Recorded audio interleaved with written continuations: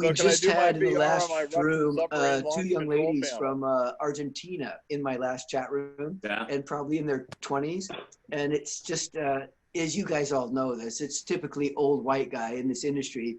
And it's so amazing, Gary, Dan, everybody, for the chapter to put together the badass Sylvia Massy to not only do her thing, but also to be a super positive role model and show them the ladies, guess what? The audio is not just for us guys, it's for you too. So thank you so much for saying that. I really appreciate whoever just said that. Thank you so much.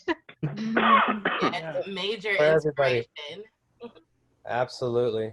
Yes. in fact, I want to ask you ladies, is that ringing true to you guys? Because it's like, I'm here up at the University of Victoria, and we purposely bring in examples of ladies in audio. I know we have women in audio. I know we have all these cool things around the world, but I want you guys to see this right now in real time, and there's room for you. There's always room. If you're good, there's always room.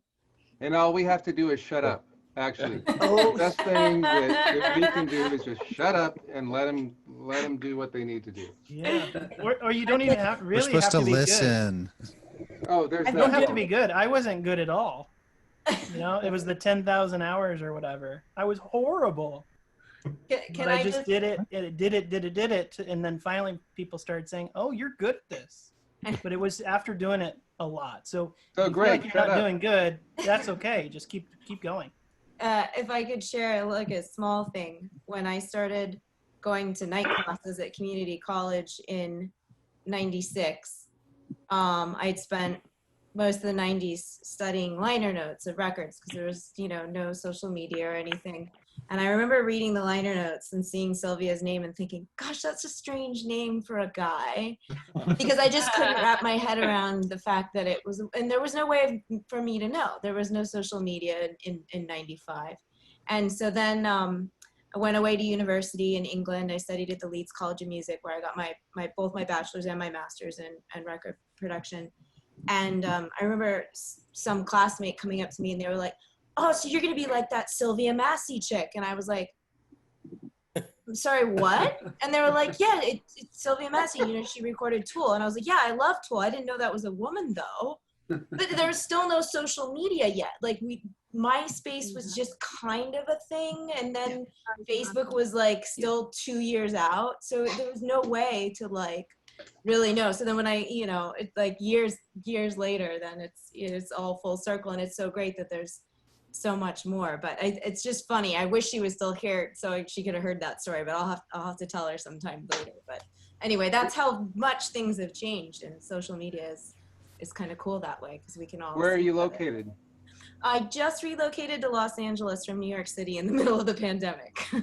Wow. Yeah, New York City landlords are not kind. Welcome to chaos. Yes. Yes. Yeah. Millie Zavalia. I'm based in Los Angeles as well, so. Okay. Hi from LA too. Hi, Callie. Hey. All right. Hi, many years ago, I recorded a rather prima donna woman bass player, and she threw out all the men from the studio, refused to play in their presence, including the producer. And when it was just her and I looked at her, and this was the late 80s, I guess. And I said, the odds of getting a woman engineer are about 1%. Yeah. Is that right? Yeah, probably less. Yeah. There's actually a women's audio group that I belong to called 2% Rising because it's now 2%. Double. Well, there's soundgirls.org. Yes. Is international. And Women's Audio Mission. The Women's Audio Mission is out of San Francisco. Carrie Keys is Try an to get that entrance up to in 50%. Yeah, Carrie. Yeah. I'd like to see that go up to 50%. We have another one here in Argentina called Red Multisonora. I put the link in the chat, and it's women and queer people. Nice. Nice. That's cool. In this industry, one of the things that I noticed, and Sylvia did another talk for us a year or so, or maybe 2 years ago, and somebody asked her that question. It's like, well, being a woman, explain how difficult it's been and everything. And her response was, it was crazy, her response. yeah, it was like, I well, it remember hasn't it really though. been difficult. You know, it just happens. And I think that, Yeah. you know, when I was, I taught at the Art Institute for a while. I teach at Berkeley now, and I see my students at the Art Institute, especially, there was no real barrier. It's just, I think it's a numbers game, because the studios in Seattle were totally open to taking, you know, guy, gal, anything, but they really cared about the quality of their work. And so man, so there were some girls that just did some awesome things in Seattle and still do.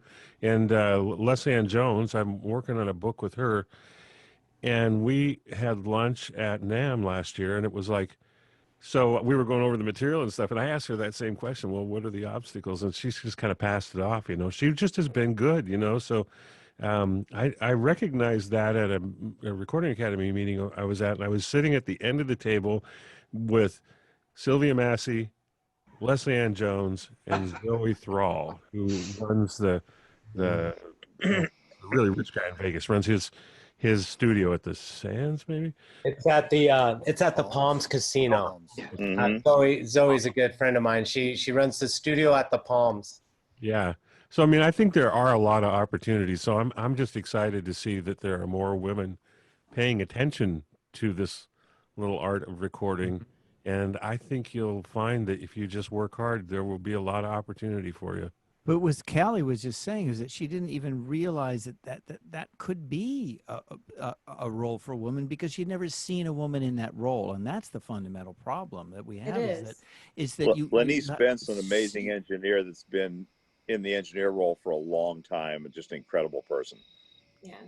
I also used to teach at Art Institute in New York City, and I do think there are challenges, and I think that it's easy for people to say that there aren't challenges because it's based on individual experience, but there are a variety of experiences out there, and I think that it would be I think that it would be a little bit limiting to dismiss or overlook the potential things that we aren't aware of, our own biases that are ingrained. And I think that sometimes people that have been in the industry for a long time, maybe myself included, we don't realize the challenges that are there even when we're experiencing them.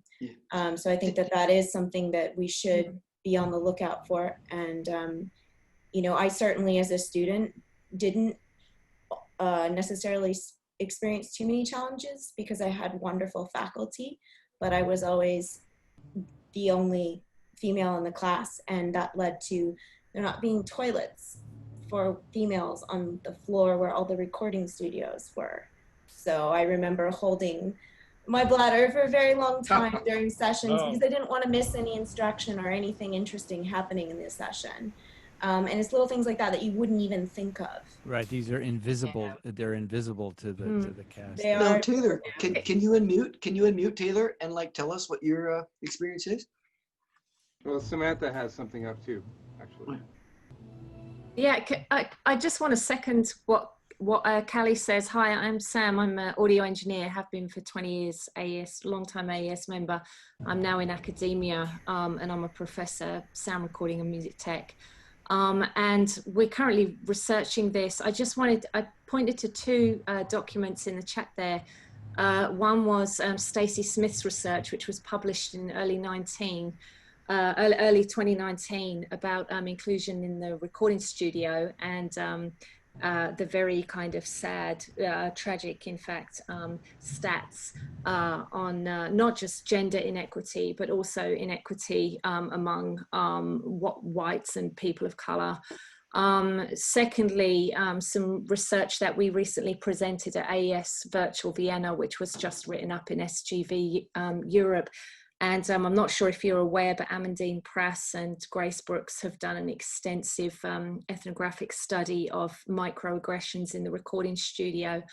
And they had nearly 400 respondents to that, all like mostly either female identifying or non-binary respondents. And almost 90% had experienced some form of either verbal, psychological, emotional, or even physical aggression in the recording studio. So we have a huge long way to go. Yes. And there are, it really isn't, I think for one or two very, very successful women who've managed to break through to sort of say, well, you know, I didn't have any issues. Actually, it's only really been after 20 years of working in the audio industry where I recognize how many issues I did face, but I just didn't question because I just thought, well, this is the way it is. I've got to play ball in this very patriarchal structure if I'm going to get ahead. And I didn't realize that what was actually happening to me. For that matter, Samantha, who knows yeah. that Sylvia's response to our query might have been very well colored from that lens, which is that she's not going to rock the boat. She's one of, as you pointed out, a small, tiny handful of women who have succeeded in this overly, you know, white male dominated industry. But that doesn't take away from our need and duty to celebrate this, because oh my gosh, that presentation I just saw was the most amazing thing that I've seen from anybody. I don't care, I mean, women, men, anybody. That was the most amazing presentation about microphones that reached very great, way beyond any niche. A lot of passion, of engineering even, or anything. It was just, it was that blend of the left and right brain that is what brought us all to music and sound, and that's what we have in common. I am going to point this back to Greg Dixon, our chair, and to Gary Louie, and say, I think, as cool as this is, I'm tired. I'm going to leave. Probably wrap things you guys up. I had fun, but I'm going to bed. So yeah, if I may, just to conclude, I just think that on this topic, I feel like we're kind of fundamentally being robbed of the art that we should be able to experience. If we are not working to get female, you know, engineers in the studio, women in the studio, we are robbing ourselves of what could be tremendously great, and we're nowhere near where we need to be. So I'd like to see it up at 50%. Yeah, I'd like to see things on an equal ground. I'd love to hear what music can be like when we can get there, because right now we're not there, and music suffers, and everything suffers. Our art form completely suffers because of this. But isn't that true of the performers, like Maren Alsop, or you know, any of the female singers that are famous, Dolly Parton and things like that? Isn't it up to them to be the mentor? No, I think it's up to people like people in positions of power like myself to be able to speak, to actively try to engage that part of our brains that isn't there. Okay, we did AVAR 2018, which was the AES International Conference on Audio for Virtual and Augmented Reality in 2018. We did it at DigiPen, and we got pushback from the women in the community. And I am so glad we did. So if you want to see it, it's on the AES Facebook page. You can look at the plenary sessions 1, 2, and 3, and Matt Clausen, and there was Linda Gedimer was very an active voice for saying, why aren't we including more women in this? And so in 2020, we got Dr. Poppy Crum, lead scientist from Dolby Laboratories, to be one of our keynote speakers, and she blew the top off of our conference with her keynote speech on empathic technology. You can watch it, go to AVAR 2020. So I learned what arrogant me doesn't already know, which is there's stuff that I don't know, and I can't get it anywhere else. And so that's what I think. I'm just echoing what Greg was saying about, we understand there's work to be done, and we're missing out, and we are trying. So that's what we're going to do, at least in the PNW section. And call out your male colleagues when you see it too. Call out your male colleagues when you see it. Please call each other out, because we can't do it, because that's just going to be construed as complaining and whining and not being tough enough. Well, it's both. It's all of us. So it's not just about calling out, because that whole cancel culture thing will bite you in the ass sooner than you know. We have to be able to understand that if we're going to come into a dialogue, we both have to be willing to change what we know. And so it's not only about calling out and you're absolutely right. Yes, we must call our male colleagues out when they're dicks. We have to do that. That is true. But that's only half of it. That's only half of it. Maybe, I'm sorry. Hi, my name is Glenn. I'm from Argentina. Maybe to call out, it can also mean to be able to have a conversation about it, because women, we talk about this all the time because we fight and we deal with this kind of things all the time.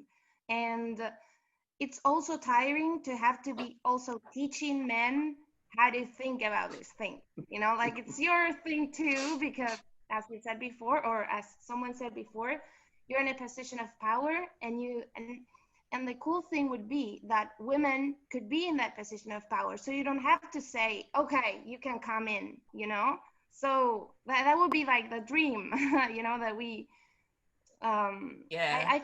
I think there's a whole culture, you know, that stands for certain, well, it's the world, right? It's the way that things work in a lot of environments. I've done sound, like live sound I live in Buenos Aires. That it's like Argentinian's main city, and I've been like I've worked with musicians that had a hard time understanding that I was the technique because I was a girl. Yeah. How many times do they ask you, "Hey, when's the engineer coming?" Like, yes, exactly. Whose girlfriend are you? Where's the sound guy? Oh my gosh. Yes, constantly. My favorite is the guy who comes and just reaches his arm right across you and starts twiddling things on the board. It's like, do that again, you may lose that hand. It is sort of important to understand that there are very few people that make it in anything, including engineering, product design, musicianship, vocalizing, writing. Very few people really get anywhere. Everyone else is trying. So just try your best you can do. That's not enough. Oh, it's more than enough. If you're good enough, you'll be a Sylvia. You just, no, it isn't. If you feel you're being put down, that's in here, you know? That's in my head. That's not, right. People aren't putting me down. That's right. I'm not. I'm listening to you say something, but I'm telling you, I know female engineers, not in the real big time, because I don't know too many of those, that maybe Sylvia. But I think if you want to get into a business that's extremely, extremely competitive, then you can't say, oh, make way for me. You've got to go in there and do it better than the other guy or girl or whoever's in there. We're doing it, but the thing is that you as a Good. man can't understand what female goes through. That's not the point. But I'm not gonna get in there because I don't want to argue. Also, like, Sounds good. Hey, it was a wonderful night. Later, so folks. This is why, guys. This is exactly why. We are always sitting This is for an exactly exam why. everywhere. Hey, that guy just asked, "When's the engineer coming?" Oh, yeah. Don't worry, they're dying left. Oh my. Exhibit A. Exhibit A.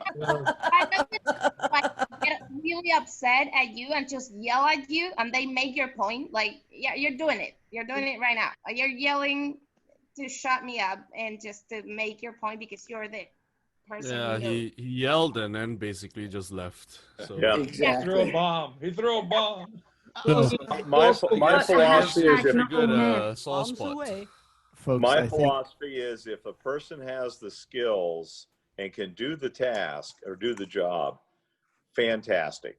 I mean, there are amazing people of all types out there in our craft, and we have to respect each other for what we do.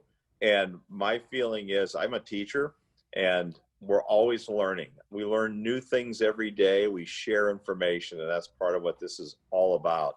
And kudos to you guys for a fantastic event, to the Northwest chapter. Oh, Wonderful yes. event. Amen. Yes, yes, Yeah, yes. and everyone that's been here from around the world. I mean, Yeah. it's amazing because I've never been to a Northwest chapter meeting, and I've met some amazing folks, and someone that's still in the midst of unpacking, it looks like, in her background. And I just want to have say, being Go out of ahead. Los Angeles, I feel actually incredibly blessed because here, at least in the live audio industry, we are actually much more blessed in that it's not quite as discriminatory against women, at least not in the part of the industry that I work in. I've met it's probably closer to 50-50 than anywhere else I've ever worked as far as female to male engineers who are making it in the companies that I work with. And I've been doing engineering since high school. I didn't go to school. I learned it by doing it. But every time I find another engineer, it's a learning experience. I don't care if you have 1 year experience, you just started, I'm always paying attention. And being from someone who actually learned by doing, someone brand new on a brand new console, you'll see something completely different that might make sense or might not. And that's just what I love about this industry and about having so many diverse people here. And I just want to say it's going to take a lot of work from all of us to make sure that we bring that diversity to every corner of this industry. And I look forward to seeing more of the changes. Yeah, Gabby, how you doing? So yeah, I've worked with seeing you. you. Yeah, we've worked together. It's great seeing you. Be more like Zach, guys. Nice seeing you. Yeah, I'm from in Brazil now. So. Oh, back in Brazil. I worked with Zach. Yeah. See, I worked with Zach. Zach's nice. I don't know how much longer the battery is going to last on my iPad. I'd like this is 6 hours, but I learned something from a gentleman many years ago.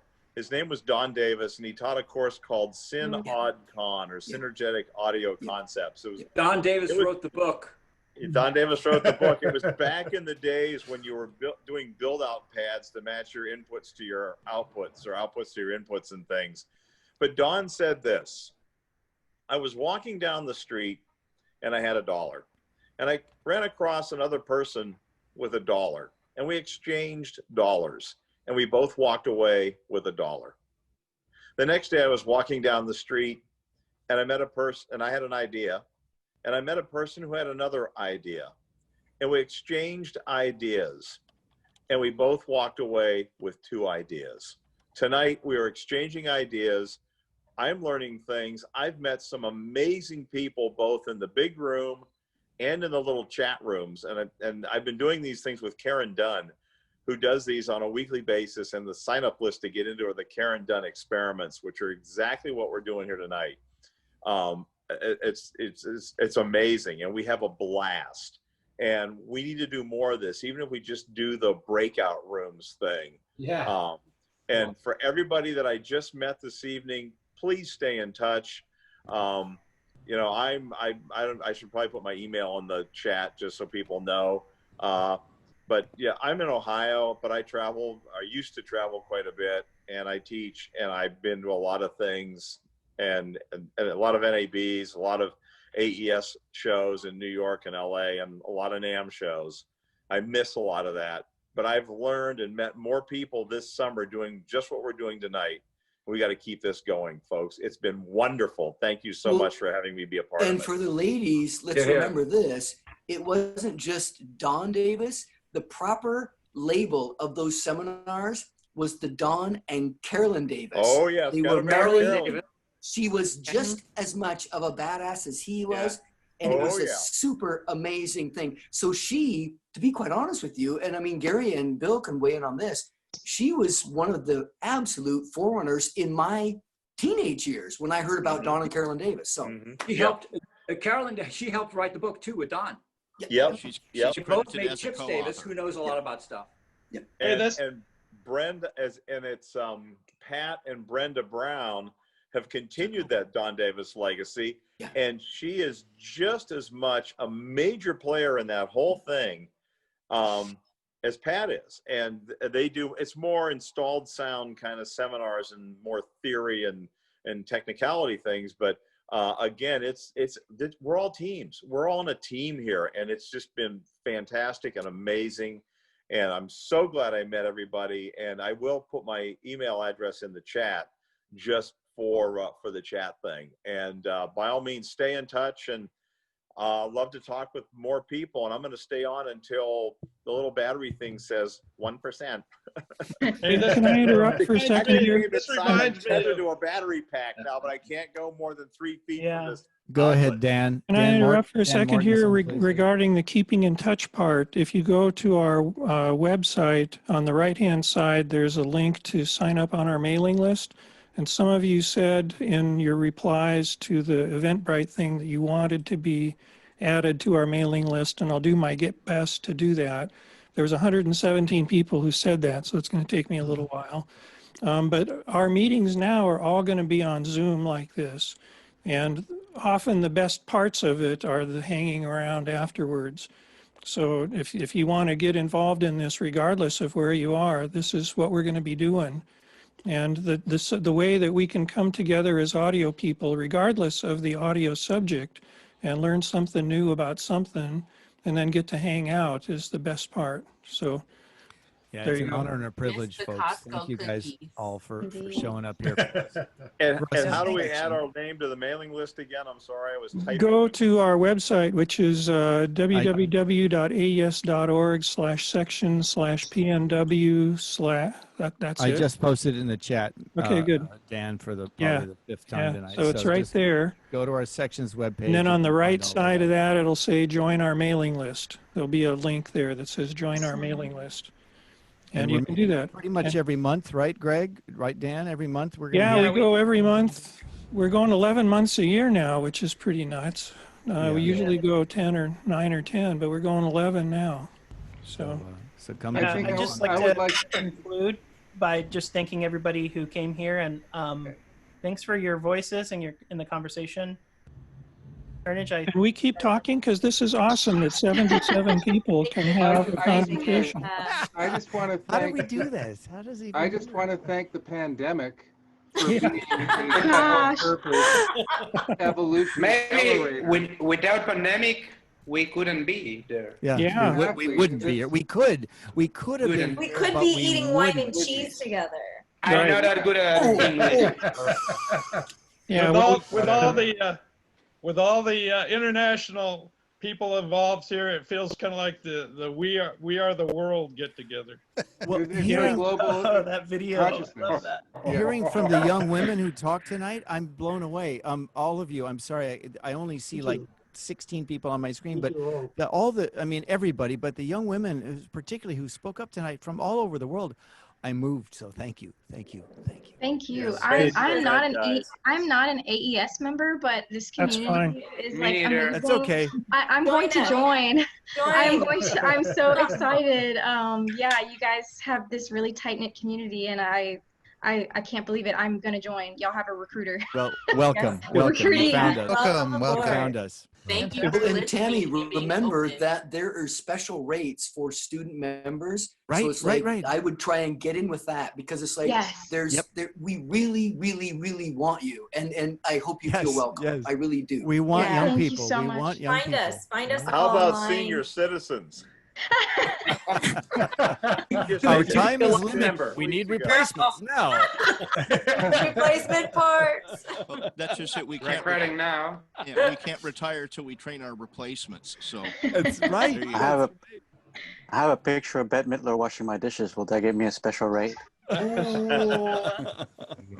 an audio of Bette Midler giving one-liners on at a wedding.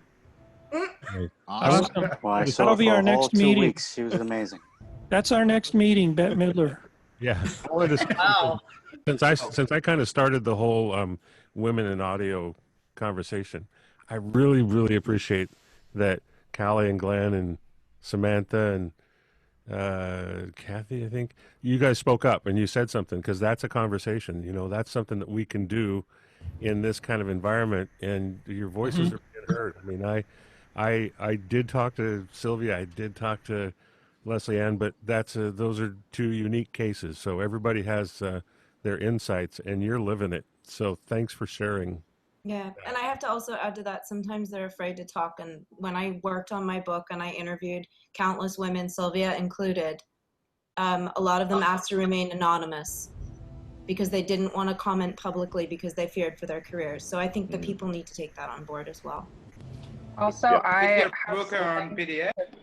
One thing I realize as a current student, and there are more women in the industry, at least as students, but I don't know how long they will be able to last, because many times I've noticed in my peers is that the women are usually the quieter ones, and thus they get left behind very often.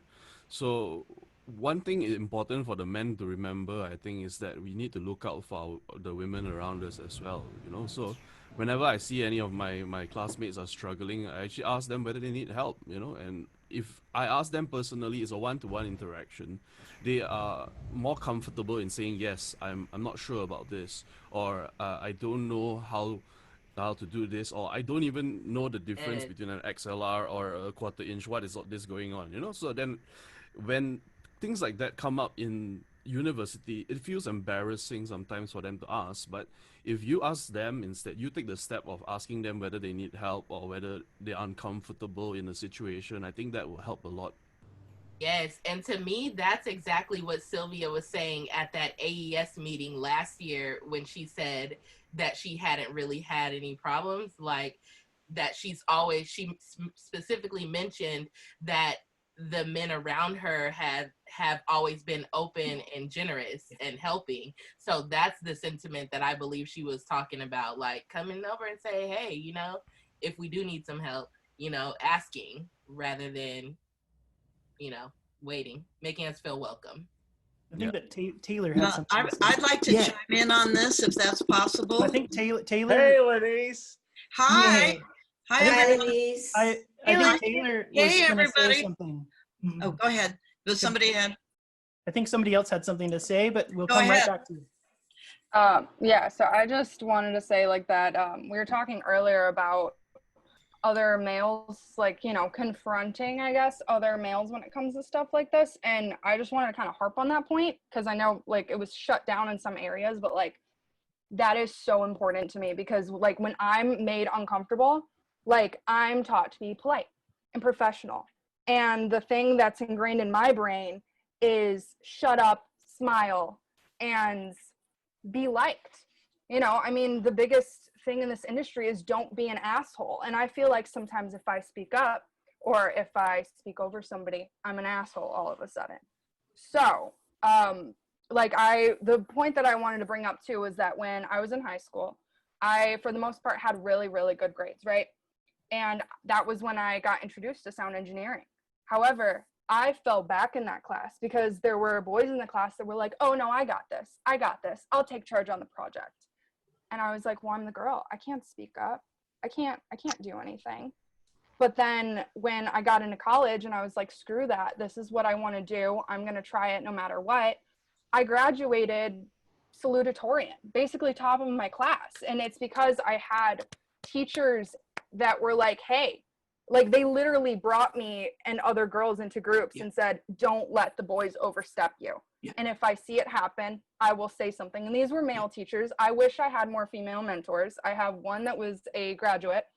But like, that's another thing that I want to see more of, just like strong, powerful women in general that are not afraid to speak up. And welcome, like, yes, welcome. It's your turn. It's your turn. Yes, thank you. Yes. But yes, it's so important because like, I will speak up more now, but like me, even a year ago, like I literally just graduated. Me a year ago would have been like, let the boys do it because I don't want to like mess something up and then all of a sudden I'm the girl that can't figure anything out or can't do anything. And then it's almost like I'm canceled.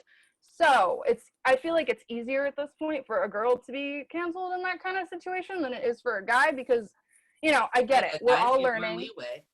Right. It can be a misunderstanding and we're all learning. And if somebody oversteps, as long as they genuinely listen and genuinely learn, it's okay. Like, it's okay to be wrong. Yes. You know, I have two mantras. Lenise. Yes.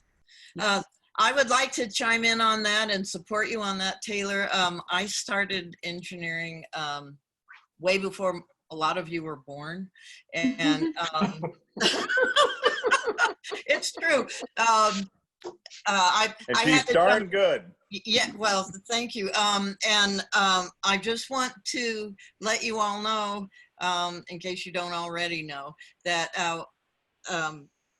I started out at the same time that Leslie and Sylvia, and there were a handful of us women engineers back in the 70s, mid 70s, and that's when I started. And what Sylvia said was right, and the mindset that I think is most important is that you think of yourself as an engineer first, and you just happen to be a female who's doing it. And if you think in terms of that you are part of, as Steve said, it is a team, and it is a production team, and everybody's necessary to make that production happen. And the important thing is that you know what you need to know for that level that you're at. Like you said, you know, everybody's learning, but I had a very similar experience to Sylvia, that because I didn't think in terms of being a girl, I thought in terms of being an engineer, and I just kind of drove that home, that that was what came across, and that was what helped me succeed. I also was very aware of the fact that I had to be twice as good as any guy. And so I had to be really good at what I did. And that was almost a competitive spirit aspect of it, where it was, I wasn't just competing with guys, I was competing with everybody.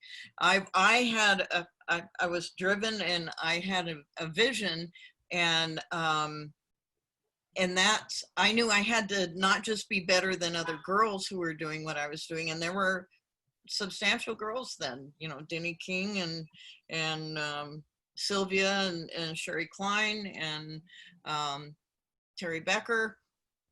But I knew I had to be better than the guys too. And it's a social interaction thing. So you have to know how to hang, you have to feel comfortable. But think of yourself as an engineer first, and an integral part of that production team. In the studio, every single person's participation is absolutely essential to the success of that production. And so you have to think in terms of that, and try to make that foremost, because I never once, I have to say, I didn't play the girl card. I couldn't. And with, especially back in the 70s, because back then, the only time a girl was in the studio, she was either the artist or she was somebody's playmate. And so it was, I had to rise above all of those preconceptions there. And it stuns me that there's still so much that women in the industry now are still facing at this time. I support everybody in the fact that this has to change. I'm just surprised that it's still so prevalent, and I'm sorry about that. And my advice is to just be the best you can be, so you are that person that they want to choose, regardless of your gender, your race, your religion, in any of those things. You be that one that they go, wow, I want Taylor on this gig, or you know, Taylor's the one I'm going to hire, or man, I love what she did on this thing. I'm calling Taylor. I'm calling Gabby. You know, and it's not about. It is a lot about who you are, because if you have that confidence and you're relaxed about it, and you're not intimidated by being around men, yeah, it's basically a still male-dominated industry, but so what? If that's the thing you want to do, who cares? Lanice, I want to just interject real quick. What may be different about this moment is that, yes, all along that's always been true for men and women, that you have to be better than anybody else in the room to get the gig.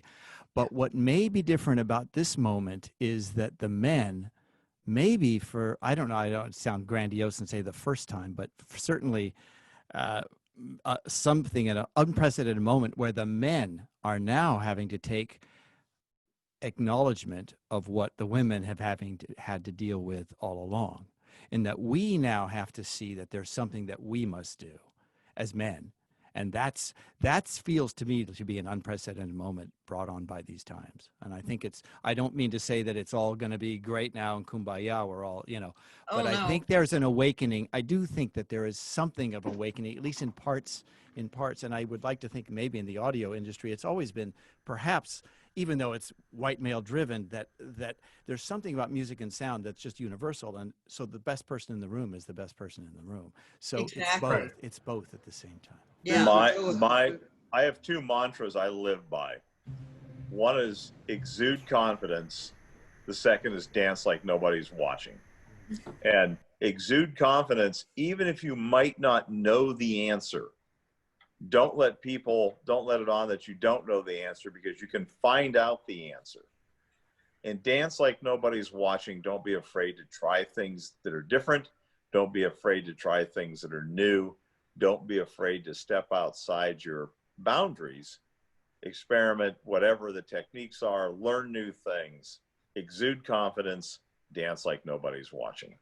Now you're talking like a consultant. One of the things I want to share with Taylor and the rest of the women, and all of you been listening too, is once again, it's what is the goal that you want to achieve? What is it that you want to do? That's the important part. And are you a good team player? Can you, all of these things are important, and you have to just make yourself become that perfect person for that project. Men have dealt with this for years. That was the way they approached it.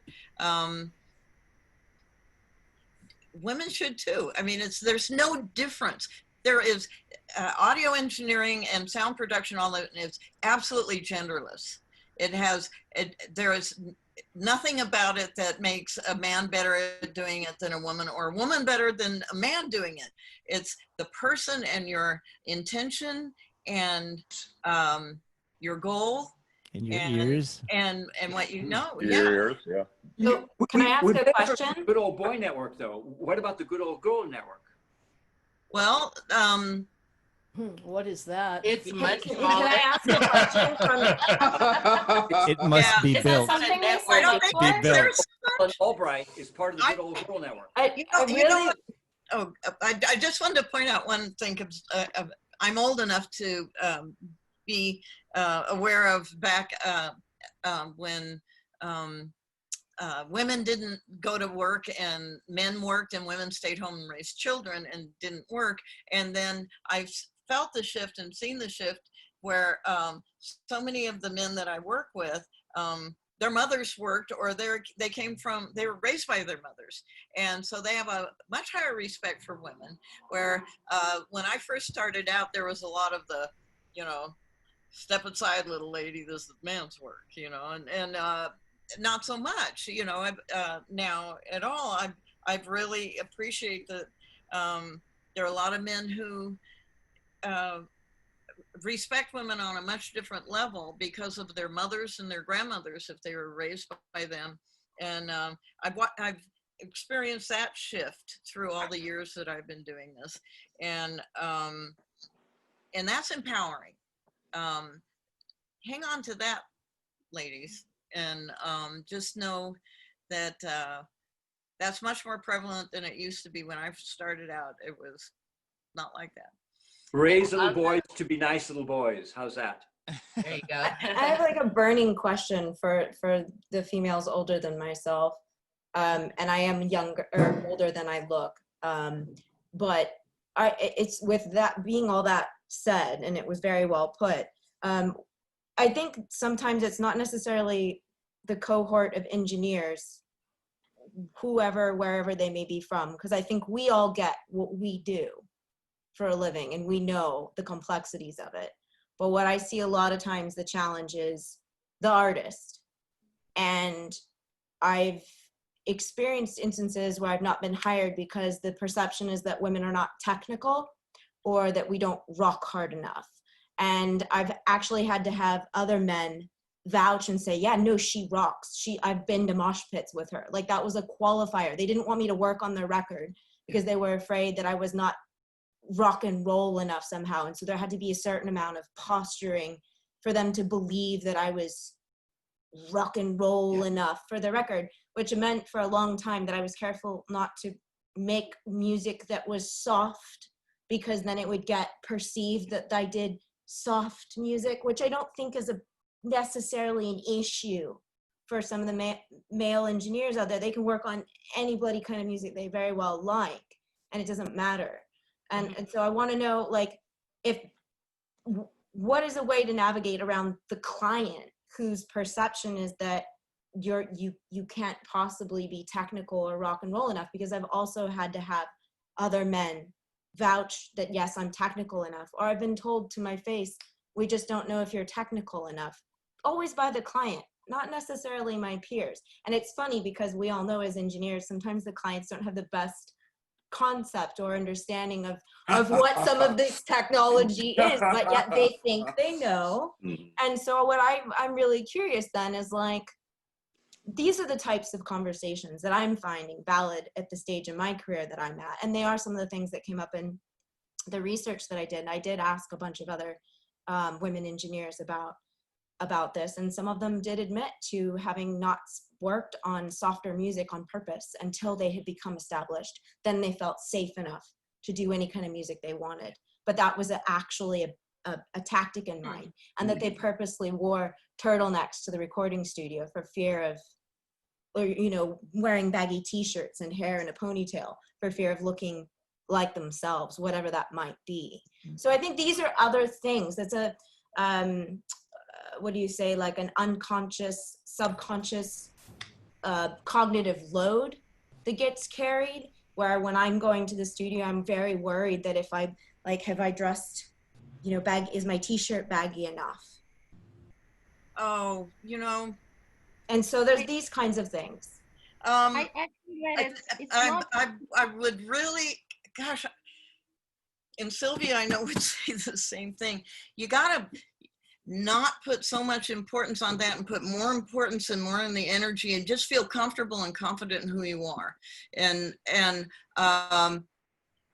yes, you do not, I don't encourage being provocative in one's appearance. The important thing as an engineer is to be technical, and that's what we're doing. Also, we are absolutely. Yeah, and so. But they don't believe that we are. The clients, not the other engineers. Well, if they're the client, then how did you get the gig? Other men had to vouch. Is how things are perceived. It's not about the thing itself. Of course, there's no difference for men and women to edit an audio or to do a live gig or whatever. The difference is how things are perceived. We women are not perceived. We are not asked to have the same skills as men, because we're. But I'm not saying. No, I didn't. I had to be just as good. I had to have the exact same. We're not saying that we don't have to be as good. We're saying that people don't think we are. Like when I go to AES and when I go to NAMM and I bring my male colleagues with me, they're often shocked because people approach me and go like, "Oh, are you a singer?" And I'm like, "No, I'm looking at this audio interface because I want to use it." And they're like, "Oh, right. Well, for podcasting." And it's like this perception. They just assume automatically that whatever I'm doing is somehow less and not at the top level. And even if I tell them that I'm there because this is what I do, and I'm looking at it for the studio that I'm working with or the review that I'm going to write of their gear, the people around me are like, "Wow, I never realized that people just automatically assume that you're not an engineer." Well, yeah, I've, oftentimes, well, not recently, but there were times back in the day when I would go in with an artist to check out a studio or whatever, and the studio manager would be talking to the artist the whole time, thinking that I was the his personal assistant or something, and then he would have to say, well, talk about the engineering or production. He said, well, she's the producer. And oh, and I'd say, it's cool. And I go from there. And yeah. I find yeah, But after a while, that can sometimes cost you're you going to work, do you know? that. And so all you have to do is just demonstrate that, you know, not take it personally, but rise above it. You have to just rise above it and just demonstrate that you are, in fact, that engineer and go and that but whatever it is you're doing, and asking the right yeah. questions will demonstrate that. And I can ask all the right questions in the world, but the clients, there's sometimes they would rather work with a guy because they want like a guy vibe. And I try to give off as much guy vibes as I can, but like honestly, that's probably not somebody that you want to be working with then. Yeah. Yes, but I want work. You know what I mean? I want work. I want to be faceless. I want the work. I don't care who they are. I want their money. And also, to add on to that, like I hate it when it's you should have a little 90-degree day. discretion about that. Like I personally hate it when it's a 90-degree day and I can't wear shorts. And the reason why I can't is because I want them to see me for my work ethic, not my legs. Exactly. Like I can't even be comfortable sometimes because it's like, oh, is this too revealing? Like I have to think so heavily on my physical appearance. Or it's like even when but the drummer's got his shirt off. Yeah, but it's like even when it comes to like networking and stuff, it's like literally tonight I was at like an AES meeting before this one, and my department chair was there. Thank you. My department chair was there, and somebody added me on Facebook, and I literally had to ask this male that I trust, is he legit or is he adding me for not legit reasons? And he was like, no, he's good. But I literally texted my department chair and I was like, I hate that I even have to ask this, but it's so hard being a girl. And he knows because like I said, he's one of the people that's been lifting me up this whole time. And like telling me, hey, this person might not be that great to talk to. I really want to encourage you to shift that energy. Yes. Yeah. Please shift that energy away from that and shift it to being the engineer, and and go forward with being an engineer and establishing the relationship that you want to have with that client and that you want to have in that situation. That is what it's really about. It's not. You got to think in terms of that engineering and being a team player and all of that, and being mindful. Yeah, so maybe you can't wear shorts. What's more important, you wearing shorts or you having that gig? I think and there's and I know what you mean by that, but the perception, but also present yourself in such a way that they look up here. Honestly, I'm gonna just counter that just because I wear whatever I want to the studio, as long as, except for a skirt. I don't wear that because, you know, I'm under consoles and stuff like that, and I don't need my panties showing, but, you know, and yeah, to the point of I wouldn't do that at any job. To the point though, if I can just tell a little short little blurb. So this year I interned at the Grammys. With the audio. Oh, well done. Yeah. Thank you to Recording Academy and Grammy U, shout out. But my job, specifically my direct supervisor, I worked with the broadcast audio team. So there's 2 separate mobile trucks with with broadcasting equipment and audio boards and everything. And so my job was to monitor, you know, the artists stage plans coming in, their inputs and outputs and things like that. And I had to take the information from one truck to the lead engineer in the other truck and make sure that he knows about any changes. Yeah. So the lead engineer was also on this Dropbox thing, but still from my supervisor, he said that my job was to go over there no matter what and make contact with this guy and say, hey, these plans have come in. When I would go over there to tell him, he'd be like, yeah, I got it. I'm on the thing, right? Like just a super attitude. So the 3rd time I went over there and I opened the door to tell him, and he didn't even let me get the words out before he started saying, yeah, you know. And so I didn't even let him finish the sentence. I just slammed the door in his face. And from then on, from that point on, he did not give me not a word of attitude, not a nothing. Okay, like I hate to agree with that yeller, but you know, sometimes you gotta take respect. Ain't nobody's gonna give you setting healthy boundaries. There You you gotta go. exude that confidence. Exude that confidence. Exude confidence. Yeah, and but don't be cocky, because right. in the sense you know, we're all learning all the time. We're all learning all the time. But if something comes up and that you don't know, you just say, you know, you ask to do something and you don't know it, you say, wow, I don't know how to do that thing, but I'm going to find out. And then find out, and then you do it, because there's nothing worse than saying you know how to do something when you don't, and then you lose trust. You have to. That guy might be in this chat right now. So yeah, exactly. So that's really important. But that's a genderless thing. That's about anybody wanting to succeed in anything, and it's about wanting to succeed. And so you figure out how you want to do that, and if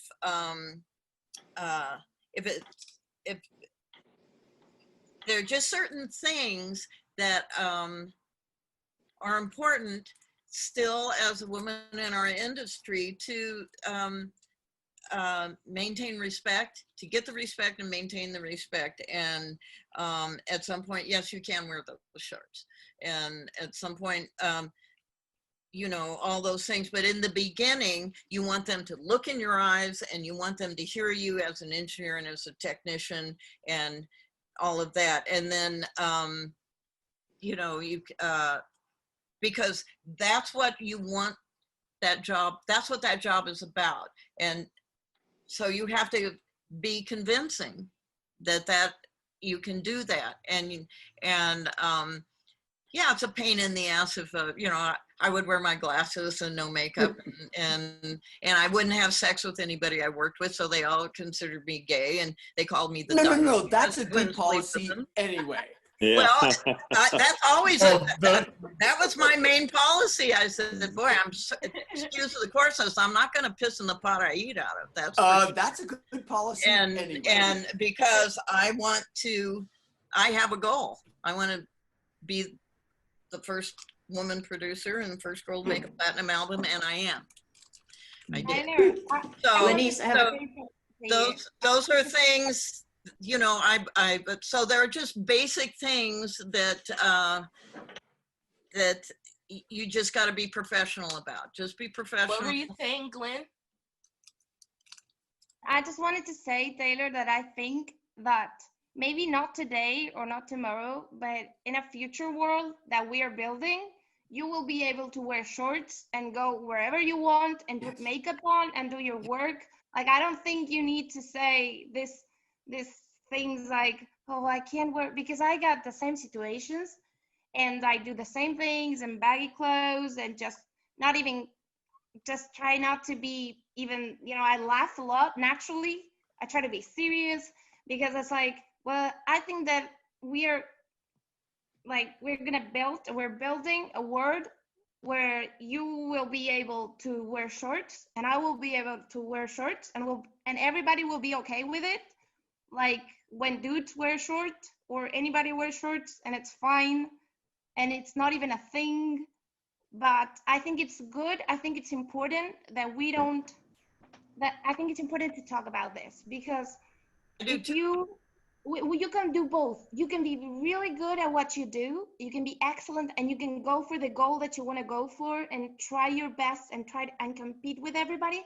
But you can at the same time be thinking, how can you make it better for us girls? I don't think it's something that can't go together. I mean, you can do both. It's not like if you think of one, you can't think of the other. That was it. Yeah.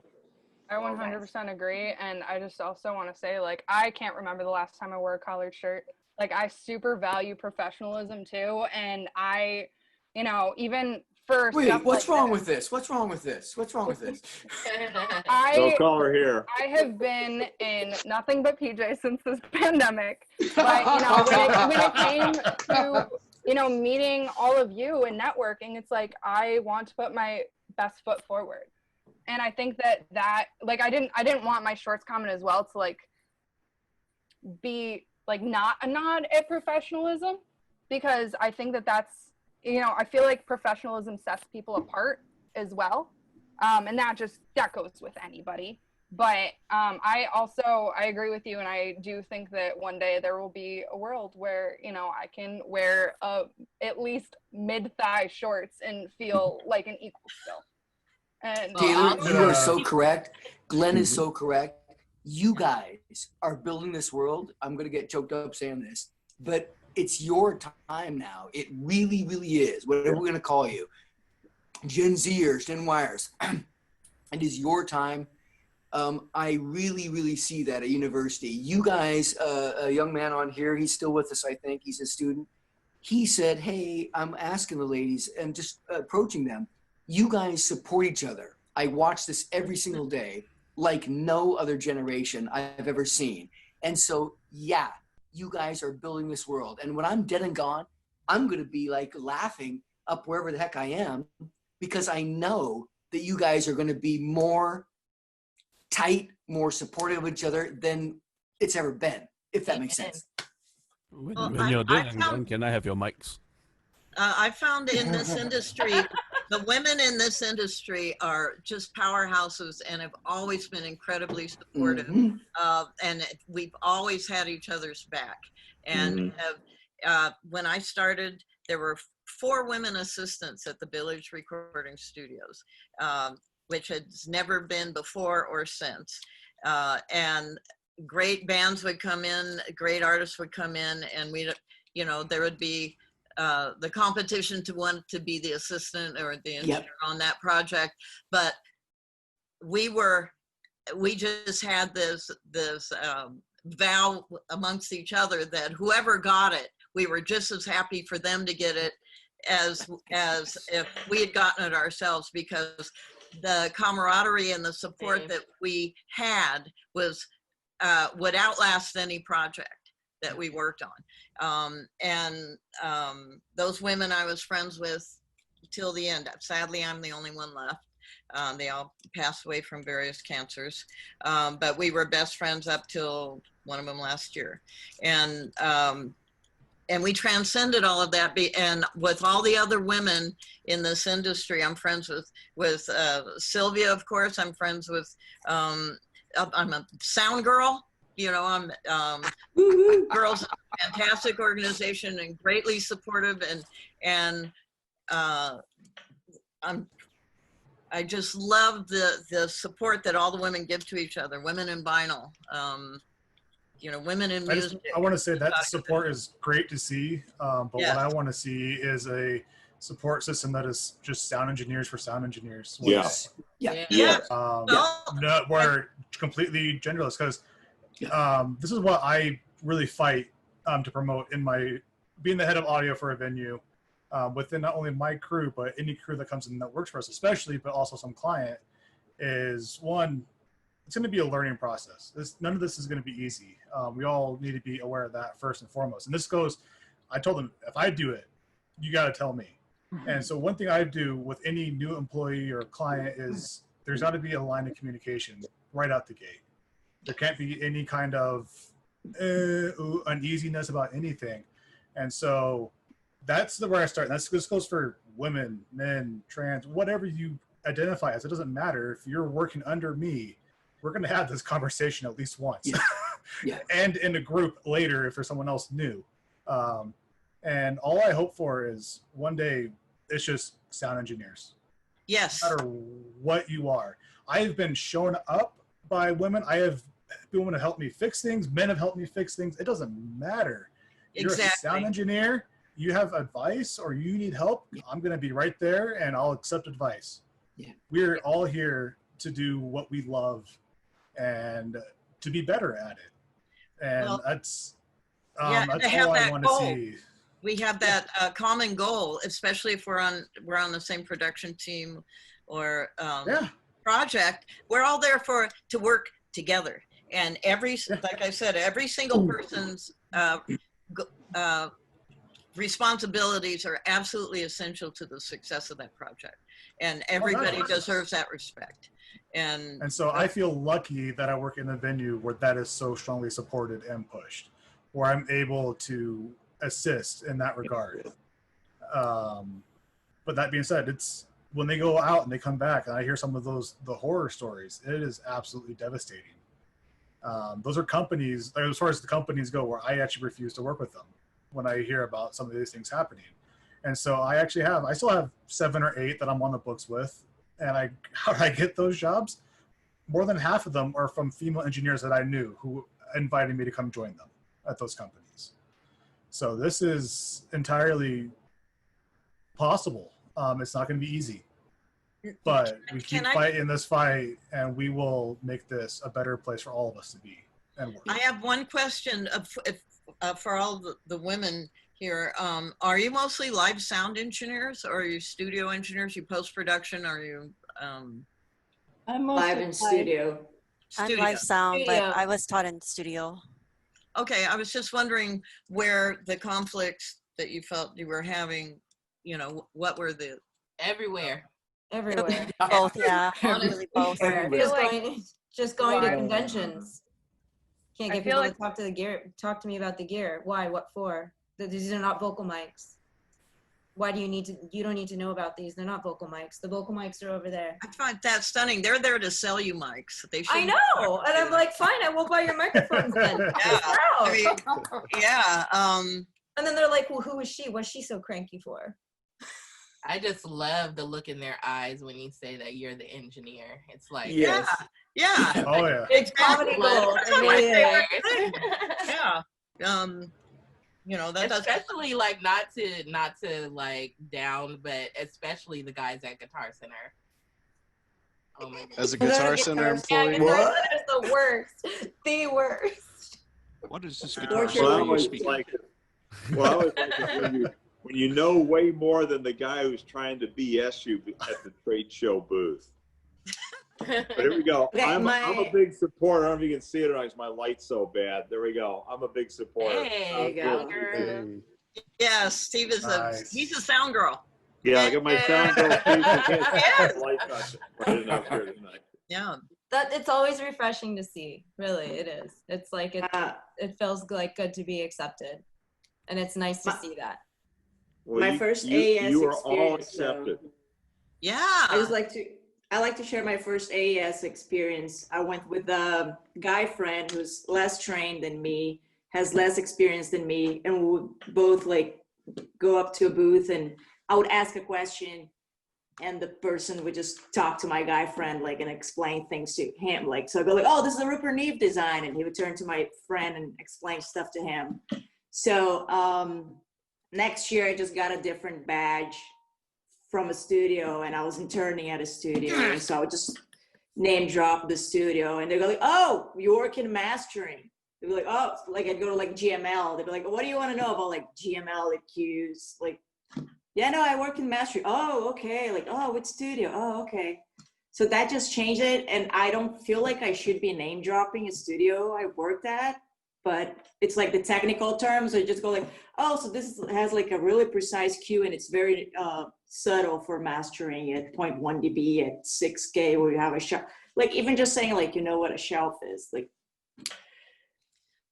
I just want to say, as a prime example of an engineer who's helped me learn more and be actually much quicker, Gabby's one of those.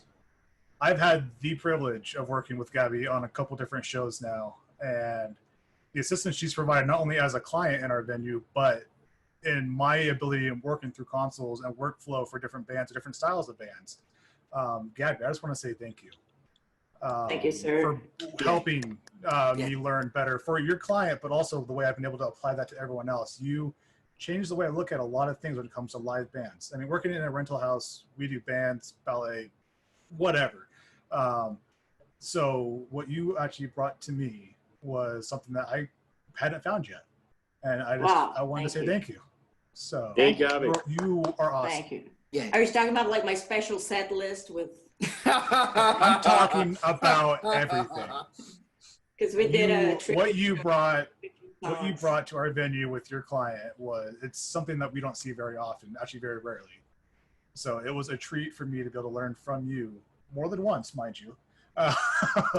So And I just wearing wanted to this say on stage, thank you. Exactly. You wore that exact vest. I did wear that, yeah. Yep. Thank you, that's very kind of you, it means a lot. It's my pleasure, thank you. And jumping off real quick to shorts again, just work in theater. None of us can wear shorts in theater. So there's a philosophical thing about learning with issues and problems. It's like there's a story of a little boy turning over a rock and seeing all these bugs and insects and not stomping on it, and just being able to be aware of it first and not try to fix it, because trying to fix it becomes, you're just being effort, but being aware of it. And I think this tonight is just fabulous in that we're turning over the rock. We're seeing the bugs. One of the things that men like to do is to fix things rather than just listen to things and stomp on the bugs. But seeing that it's there then can make you sensitive of, oh, these are bugs. These are things that I shouldn't have in my life. But and just not doing them, again, it's rather than forcefully doing something for us, is again, sit back and listen. So anyway, that's just something that came to me. And I want to reinforce too the, can you even believe this evening and what it's turned into? Oh my God. And what we have that we would not have at an evening at DigiPen.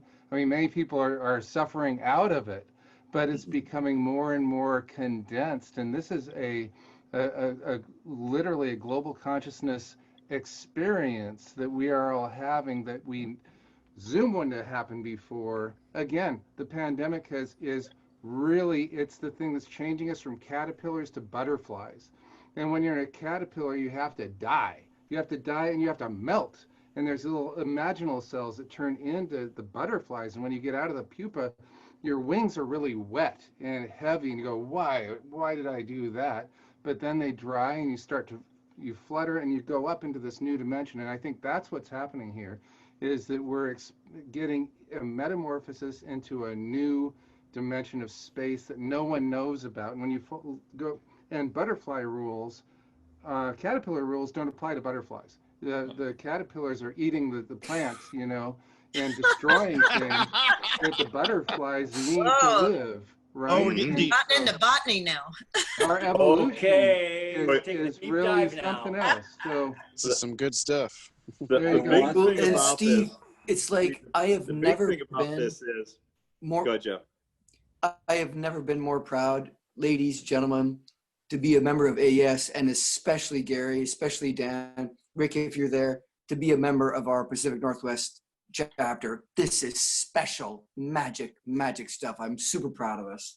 And this is the awareness, Thanks, and my books, my Beyond Mastering is physics and philosophy. But these days I've had to try and stay sane. So on my Facebook page, and I hope everyone Facebooks me because that's my performance space, but I've been writing these essays that keep me sane, and I'm putting them together in a Beyond Pandemic book. And I write about melting caterpillars. So again, I want to just acknowledge so heavily Dan and Greg and Rick and Gary and all the people and because I'll tell you, there's something else, is that this butterfly world, Dan Mortensen did our first Zoom meeting, and he set up how it's done. And then the AVAR thing in VR, they did the first one. So it's just like when, you all will know this, is in the early days of digital audio for the first time, you got DigiDesign and you've got Pro Tools. And because that's the first way it was done, it was told to the assistant that became the engineer that told to the assistant, and it kept on way beyond its usefulness. But that's wise, because the first people that do something define the way it works, even if it's not the best way to do it. So even if it's not the best way to do it. Exactly. So, but I have to give total credit to Dan for setting this. We wouldn't do this if Dan hadn't done it. Yes. And the AVAR thing, we're going to be having VR worlds, and everyone that can, get yourself a Oculus Quest. It's the same price as a good smartphone. Does it work on open source equipment? It's tetherless. Somebody said it was The freestanding device. Yeah, but it just works on the its own. interconnection shouldn't matter what the operating system. It's just Wi-Fi. If you have Wi-Fi, it'll work. Has to have Wi-Fi. And the evolution of this communication, because right now we're in very flat land. And that gets us slowly, and it's as bad as it ever is going to be. So here in 2020, it's very, very similar as 1920 and electricity. So electricity was thought of as something having to do with the luminiferous ether back then. And here's how you make lead acid batteries. And they were very good at lead acid batteries. But the conception of what can happen with microprocessors is something that we need to keep in mind, because right now we're doing lead acid batteries with this Zoom thing. This is the worst it ever was going to be. And then the next level, audio explaining. Am I mansplaining? I'm sorry. No, and I love it, Steve. If this is the worst it's ever going to be, then we've got so much to look forward to. That's This is actually great. Yeah. I want to just point out that I had to leave this Pacific Northwest AES meeting to go. I'm a member of the LA section, and we had John Stewart talking about Electric Lady and beyond. And one of the things is exactly what you're talking about, Steve, is that all the studios and how people will be listening and all of that will be a spherical, Sony 360, Dolby Atmos. These are the rooms that will be he's designing now, and this is also the method that people will actually be listening to audio in. And so he said, I believe this with all my heart, quote unquote. So just reinforcing what you were saying about that. The other thing about this is that we are in post-scarcity and we are in post-singularity. Post-scarcity has a 4-word definition, which is you already have it. Anything you can think of has already been done. So now we're actually putting things together. Choice is outstripping time. And in post-singularity is we're all becoming one thing and learning how to be this one thing in the global consciousness and dealing with, the imaginal selves of working together and how to work together and how to get above our caterpillar selves and start, and it's just remarkable what we're seeing, because I just turned 20, and in each one of those. That would be the Raymond Carswell thing. Pardon me? That would be the Carswell thing. I didn't understand. I'm sorry. That would be the Raymond Carswell thing. I don't know. Cartwheels. 20. That's 60. Oh, that's 60. He's overdriving the preamp. So He's making you damn kid get off my lawn. Do some simple math. I just turned 60 anyway, so the thing Young is, whippersnapper, I'm 66. Exactly. Come on. Each of those 20-year times has been interesting, and now we're going into the next one, and again, all of the components are equally potential. We're changing from vertical to this. Anyway, I'll let it go. I just love you all so much. Love to listen. Well, and audio is doing the same thing. It's gone from it's immersive. It isn't two-dimensional where there's a performance and an audience. We're not just observers. We're now participants. Steve, do you have a podcast already? Do you do a podcast? That's my Beyond Pandemic essays on my Facebook page. So hit my Facebook page. Ars Divina, ARSDIVINA.com gets you everywhere that I'm at. But the world here. She says, what's the Facebook page? I just looked for it. Okay, all right. Stand by. See, Standing this is by. all just self-promotion. That's the only reason I do any of this is to and while Steve is typing that, I'm part of the convention planning committee, and I'm trying to get him to do stuff like this because this is so enjoyable. And I find out Friday if I'm successful or not. And it's difficult. But this is so great. You guys have shown how this can work. I want to say it's enjoyable and very impactful, even for a lot of people in the AES, and we can take this outside of here to the entire industry. So, could I interject with some back to the previous, I think 3 points that we were making, like when Kelly was talking about how do we get the client to really accept that, you know, having women in the studio is a viable option rather than it going to be detrimental to their end product. For me as an artist, I would actually not want to differentiate whether it's a man or a woman listening. And if there's only a men listening to my recordings, to my songs, and all the way through, I would have a problem. I would feel that I'm actually being crippled by the limitation of the men's ears, you know. So I would actually want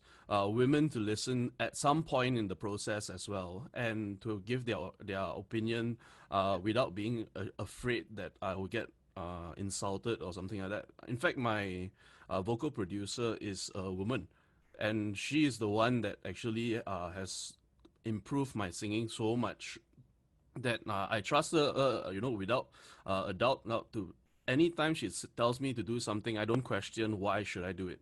Of course, she will still explain it to me so that I understand it better and I can improve. But it's very important if I want my music to connect to both men and women. Yes. For them to both have a listen and to have their own say as well. Their voices are equally valid. You know, and I don't look at it as my music is going only to men and women, but even children. So I sometimes listen to like my juniors, my mentees as well. Sometimes those that are much younger than me, and then they will give me their feedback so that I get a different generation opinion. I let my dad listen to it. I let my uncles listen to it. My aunties listen to my music, and then they can give me their perspective as well. So it's very important for the artist to realize that, you know, if you want your music to sell to the world, you have to have the world listening to it. You can't just sell it to a very specific niche. Josh, can you link your music in the chat? Eventually, I'm still recording it. That's the unfortunate situation. Oh, okay. But I'm on Facebook on Josh C Music, and there's nothing there. Yeah, I'll eventually get back to it. My question for you is, did you hire your vocal coach because she was good at what she did, or why did you hire her? I was given her. I didn't have an option because I'm on scholarship in my university. Okay. So they just assigned her to me, and then I was given the option of continuing with her after the first semester. And since we worked well together after one semester, I just kept continuing on with her. Cool. So yeah. Okay, so going back to the next point that we were talking about, which is clothing. I think that one, there are a few people are bringing it up. You know, how you dress and all that. Honestly, my studio manager is this guy, who dresses in tights, and the only reason he dresses in tights is because it's comfortable and he can move around and not worry about it tearing when he's crawling under the console and such. Yeah. You know, and I'm sure my school president has made a fuss about it once in a while, but you know, at the end of the day, he dresses as he needs to, and he refuses to change that. And I guess he can get away with it because most of the time he's just hiding in the studio and people don't really walk in there. But I don't know, it's a little bit of a odd dress code, because everyone else dresses super professionally in the office, and then all of a sudden he's in tights. Yeah, but you know, I think that you really just need to make sure that you're comfortable. Because if I'm the artist going in and I see my engineer dressed up all really nice, but if they can't do the job, I would really be very unhappy for them. Yeah, I'll be very uncomfortable for them as well, because if let's say the studio is really warm, it would be something that, you know, I'll be like, why are you dressed like that? You know, do you want to go and change? Yeah, I'd like to say something about that as well. I have taught studio protocols and procedures at SAE, School of Audio Engineering here in LA. And one of the things I would do with my classes was take them over to a scoring gate over at Capitol Studios or at East West or Warner Brothers, one of those. And so they could see what the protocols were in that sort of environment. And you would see how the conductor would dress in a certain way. The scoring engineer would have on a nice shirt and shiny shoes. He'd be wearing jeans or something. The producer would be dressed a certain way. The ranger would be dressed a certain way. And then the assistant engineer would be dressed a little more casually. And then the intern would be dressed, even more casually. And it was very clear to see by how people presented themselves what their position was in that environment. And I pointed that out to the students, that one of the things you might consider in any job that you do, whether it's in a studio or any place else, is that you present yourself in a manner that you want people to receive you. Yes. And so how you present yourself really speaks a lot about how one is. And once you've established a relationship, then that's a whole different ball of wax. But in the beginning, you don't know who you might be offending. I worked in the Middle East, and so I had to be very careful about, having my arms covered. And, I had to find that out. And what did you do there in the Middle East? I was a foreign dubbing supervisor for DreamWorks. I was producing the foreign versions for their animated features like Shrek and Shrek 2. Wow. Cool. And yeah, thank you. Well, that was like the coolest job. I got sent all over the world, but I worked on Spirit, Spirit in Madagascar, and anything that had vocals. And then they would just have me direct or supervise the direction of the foreign version, because in animated films or anything that is family oriented, kids can't read subtitles. So they get to be dubbed in like 70 different languages. And so somebody has to oversee the version in whatever territory it is, to make sure that Jeffrey Katzenberg's vision is in place, that they're not, making Shrek a mean old guy, because the whole point of Shrek was, you don't assume that somebody's an ogre just because they're an ogre. Yeah. Didn't you work with Supertramp as well, by any chance? Yes, I did. Yeah. Which ones of those are they? Breakfast in America. Yeah. That's yeah. Oh wait, that little tiny record, that tiny little record? Yeah. multi platinum. Sorry for Hey, asking. Lenise, getting on your dress code thing, no Jake from State Farm. Oh, right. Yeah. You're not wearing, yeah. He's not working for corporate world anymore. So the whole point is I just make sure that one of the things was being a woman, talk about this, being a woman, foreign dubbing supervisor, being sent around the world to I was in Greece and Turkey and, all these different countries, Rome and all, where, first of all, they all feel that they've got this and they don't need a supervisor, male or female. And then I walk in and then I'm the girl, it's like, oh, great. So Turkey was especially challenging, but I just, I said, hi, I'm the girl here to nitpick, and just and made a joke with them. And because I represented DreamWorks. And so, they first had to just tolerate me, but I just demonstrated that I respected all of them and what we needed to achieve here within a very specific time frame, within this budget and release dates, etc. So you've got a lot of things that you have to consider, and so it couldn't be about male or female. It couldn't be anything like that. However, I have to admit, and I know a lot of people are on the program and people don't drink and all, but I still can drink. that got me through a lot of stuff, being able to drink alcohol afterwards for some reason. Denise, especially in Korea. Oh my goodness. Especially in Korea. Oh gosh, yeah.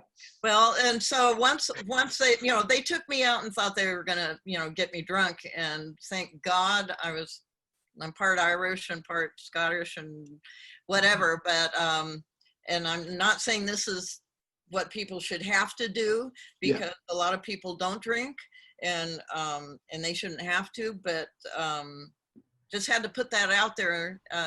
How does one succeed and win people over? That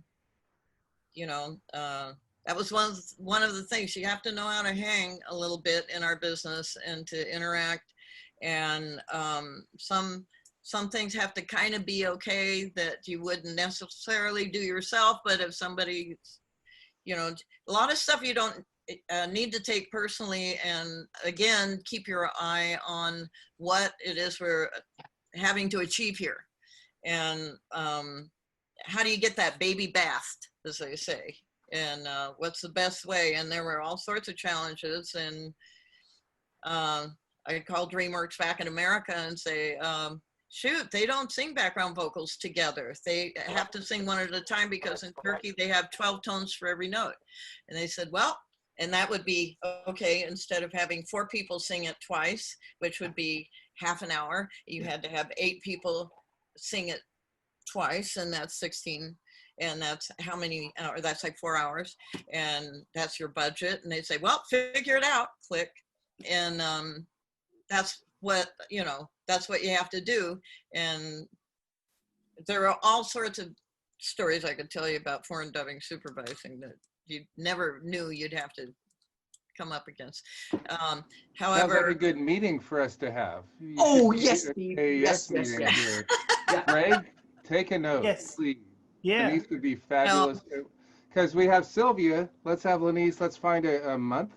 Seriously.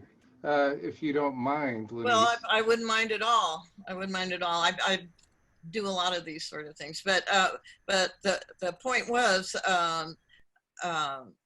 because in the studio, I knew what we had to achieve and what we needed to do. And in a short amount of time, we were all a team and working together. And that I knew was the number one thing that had to happen. There couldn't be any division between us. We had to be totally united to achieve this foreign dubbing goal. So it had nothing to do with me being a girl or a boy or whatever flavor. It had. But in that situation, your dress code mattered a lot. Well, the dress code was, first day I wore a proper white shirt and black pants and sensible black shoes, and well, I had to dress with authority. Yeah, and be because I had to, and I couldn't offend. And there were lines in Shrek 2 that were offensive to. They don't have kitty litter in Turkey. There was, I had to explain what kitty litter was, and they would always, and they hated America anyway, so they would just say, well, there was a scene in it there where Puss in Boots, I don't know if you guys seen Shrek or Shrek ages ago. I've watched it multiple times. Donkey is jealous of Puss in Boots, and they get shoved in this cupboard, and he says to him, get your litter licking nose out of my face. And so we had to do an adaptation of that, what would be funny in Turkish. And I had to explain to them that I said, well, in our country, we have these boxes in the house that have dirt in them, and cats go to the bathroom in these boxes in the house. And they just thought that was absolutely just abhorrent and repulsive. And they'd say, well, we don't have that in our country. And I said, I understand. I think it's gross too. but that's what kitty litter is. And so let's come up with a joke that's is funny in Turkish. Okay, get the energy away from that thing. About well, and Lenise, win them over. I mean, that's what you did, right? Oh yeah, that's what you always have to do. You have joke writing parties. You do, anything to engage them, to know that you want the best thing to happen for this, and it's not like me against them. It's we're all in this together, because the better product we make, the more money everybody makes. So. Okay, I'm still working on the fact that Shrek speaks Malgache. He speaks Madagascar speak. Yeah, well, they were done in 70 different languages, five Spanish languages, several Chinese languages, 3 French languages, 2 Portuguese languages. You could do French, and the Malgache would understand French. Well, there's Canadian French and French Canadian and Quebecois and I wonder if we should help people like get up in the morning. So Greg, what do you think about this endless party? Yeah, this has been great, and I really I do think that we should conclude, wrap things up, but I did want to open up space for people to talk. I think that that's really incredible, and I want to thank everybody that shared their thoughts and stories tonight. I feel like this has been a really important discussion that we've had, and I'm really happy that we've had it together. And let's do this again next month. So September 23rd, 6 p.m. We're going to do the whole thing again, so please join us then. And I guess we'll leave it at that. Shall we? Thank you, Greg. How about let's a round of applause for Greg. Let's see if it works with latency. Fantastic job, guys. It was a great meeting. Really enjoyed it. And Thank you for joining us, Steve. I'm coming from 1:15 in the morning in Ohio. So. Oh. I saw sunrise somewhere in one of the backgrounds. Well, I started at 9 a.m. here. It's the earliest I've woken up all month. Good night, people. Thank you.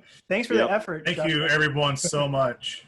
Great job. Thanks, everybody. Thank you, Zach. Bye, everyone. So nice. Thanks, everyone. Take care. See you next Peace time. all. Thank you. Thank you. Lenise, we'll be in touch. Afternoon. So let's do this. Let's do end meeting or leave all the same time. Ready? The host will just end the meeting 1, and we're all kicked out. 2, Thanks, everybody. 3. Check the email. Love you guys. Check your chat. Thank you. See you. Bye. Thanks, guys. Bye-bye. Bye, everybody. Nice meeting you all. Bye-bye. Pleasure, you guys. It was great. Thank you, AES. Bye, Gavi. Bye. Bye. We're 20 now. We're done. We're still here. Everyone's sleeping. Okay. Thanks for joining us, Ivan. I could say a few words to the committee if anyone from the committee. Yeah, that wasn't predictable at all, actually. Greg, that was fantastic, by the way. Really enjoyed it. Thank you. And I do my microphones masterclass as a Zoom meeting. I've done it for a couple of sections. If you're looking for another microphone topic, more of physics of how they work, not historical. Yeah, that would be totally great. So Steve, you mentioned you're in Ohio, but you look familiar to me. Are you Seattle based? No, I'm been in Ohio all my life. Okay, sorry about that. Chicago for a little while. I go to NAM, AES, and all the big trade shows for Audio Technica. Okay, cool. Well, thanks for joining us. Oh, it was a blast. And Sylvia's wonderful. I've known Sylvia for a number of years, so cool. Fantastic. Please. It was a pleasure. Yeah, and thanks. Steve, again. I'm gonna go watch some caterpillars melt. Hey, quick question: Is this a Seattle-based AES group? Yes, it is. Yep. Okay, awesome. I just went to Seattle for the first time this weekend. It was pretty great there. Oh, great. Good weather. Yeah, we're having good weather right now. The bluest skies. There we go for all the sound girls. They rock. There we go. Cool. So I think, usually the committee hangs out a little bit afterwards. So I'm bailing. Okay. I gotta find the bail button. Should I leave, right? Nice. Well, have a good night, everybody. Thank you guys for Good doing night. this meeting. You're welcome. Thanks for joining us, Sean. Yeah, I'll see you guys next month. This was awesome. Thank you. Oh, I also want to thank you guys for promoting equality amongst everybody. That's a very tough topic, especially with everything going on, especially this year. So I want to thank you guys for helping promote all that stuff. Appreciate that, Sean. It's the tide has gone out and the rocks are exposed. So we have to talk about the rocks. When the Most tide's definitely. in, we don't care, right? We could push a Most button and definitely. make these other guys go.